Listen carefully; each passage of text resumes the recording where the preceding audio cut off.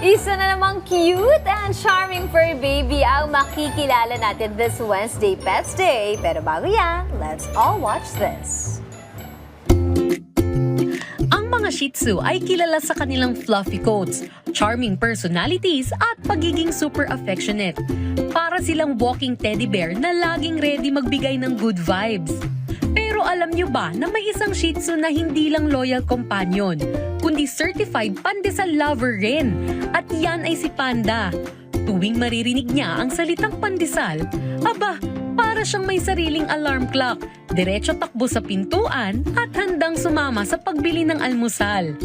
Kaya kung gusto mo ng umaga na puno ng saya at cuteness, kilalanin na natin ang adorable pet na si Panda dito sa Wednesday Pets Day. At paribahagi ang kanilang kwento, makasama natin ang fur mom na si Raiza Riel, together with the Panda Pandesal. Good morning and welcome dito sa Rise and Shine Pilipinas. Hi, Panda! Grabe naman, naninira para ng screen door yan. Yes po.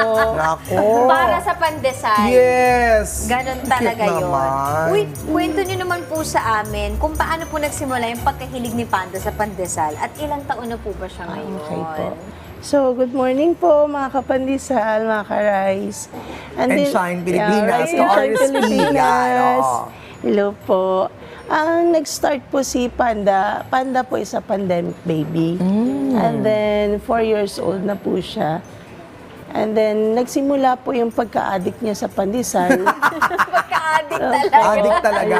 Opo. Oh. Kasi nung kumakain kami ng samgyup, bigla na lang nagkakainan kami ng pandesal at sabi, tara, let's go, bili tayo pandesal. And then tumakbo siya bigla sa screen door. And then lagabog talaga. And then Ang cute nagulat naman. kami. May nag-upload kinabukasan sa FB and then nag-viral na So, siya. anong pakiramdam at reaction mo na bigla nag-trend because of the pandesal obsession itong si Panda? Of course po, sobrang tuwa po namin, sobrang saya namin Okay. at nakaka-proud. Dahil na-share yung talent niya. Actually, hindi lang yung paglipad talaga yung talent niya. Marami pa po. Marami pa. Tinuruan mo. Nung 3 months old siya, sumasakay na po siya ng motor. Ang galing. Yes, Ganon din kami ni Leslie nun eh. Oo, nakaganto.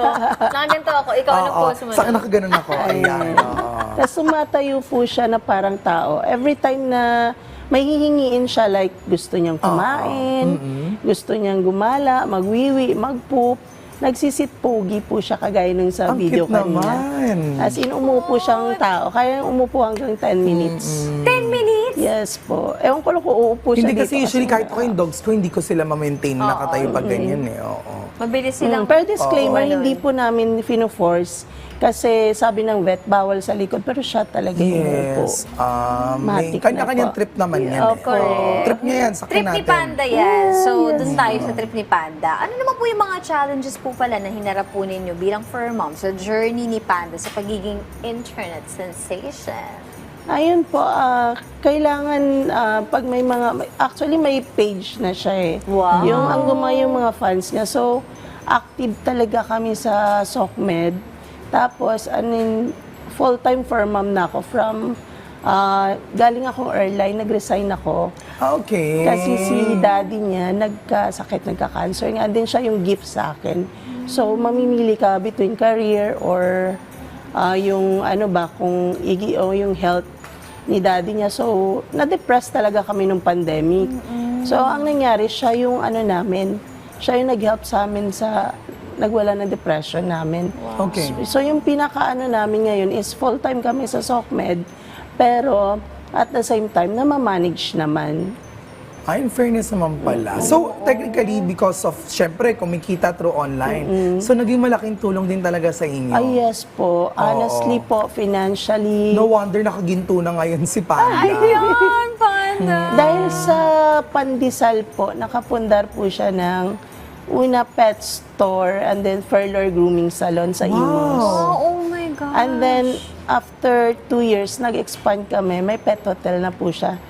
Ang galing! Ang galing ni Panda. CEO na siya. Ilan ang alaga mo lahat?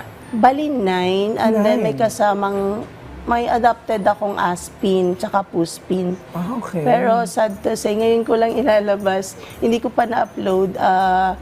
kakamatay lang ng puspin namin, nakita lang namin kinabukasan sa labas. Sending our condolences. Run free sa iyong puspin. Yes po. Pero, I wanna know also, kamusta yung pakiramdam na, you mentioned na nawala yung depression mo, dumating yung dogs mo. So, what could be the best thing na pwede mangyari sa ibang nakararanas din ng ganito? And they should also pet dogs, what do you think? Or pet their preferred pets, what do you think? For me kasi, alam naman natin lahat ngayon talagang, pag tinanong mo lahat, may anak na ba lahat na may 4 na paa? Halos lahat talaga ngayon merong fur babies eh. So, lahat talaga ngayon nakadepend sa kanila kasi pag minahal mo lang sila as a fur mom, papalitan ka nila ng loyalty at pagmamahal din. At eventually, lumalabas talaga yung talent nila at matalino talaga sila at ititrain mo lang sila at mahalin mo lang sila. Lumalabas sa sarili nilang talent. Kasi watch kasi yung video. Kailan nga ulit ito? Yung Talaga bigla siya lumabas sa screen door. pandemic po. Pandemic. Kamusta till now may mga content pa rin? Maraming patuloy Yes sumusubaybay. po, tuloy-tuloy. Kamusta reception sa mga manonood? Ano po, mas dumadami na po yung kapandisal. diba? And then Hanggang ngayon. yung mga fan Yes. niya gusto na rin mag-franchise ng furlough shop niya. Oh, wow! Galing. At saka nakakatuwa kasi talaga nagkaroon pa sila ng business. Oo, ba't wala kayong dalang pandesal? Oo nga, sayang. Oo, di sana mag-trick din kami, dala ka screen door, gagawin. Ayan. Uy, ano naman po yung mga advice po ninyo sa mga pet owners po na gustong i-share din syempre yung mga cute moments ng kanilang mga fur babies? Yes po. Again, sa lahat po ng first time for mommies dyan or sa mga gusto pa lang magkaroon ng fur babies, ang advice ko lang po is talagang mahalin natin sila na parang tunay nating mga anak. And kahit may breed man o wala, aspin man o puspin, dapat pantay-pantay lang po ang pagmamahal natin sa kanila. And talagang sila yung napaka-loyal na hindi ka iiwan hanggang sa huli. Ayun. Parang si Audrey. Hindi tayo iwan hanggang sa uli. Pero hindi natin siya siya ay ating dad. Yeah. Dad natin siya dito. On that note, thank you very much sa pagbibigay ng oras sa amin this morning.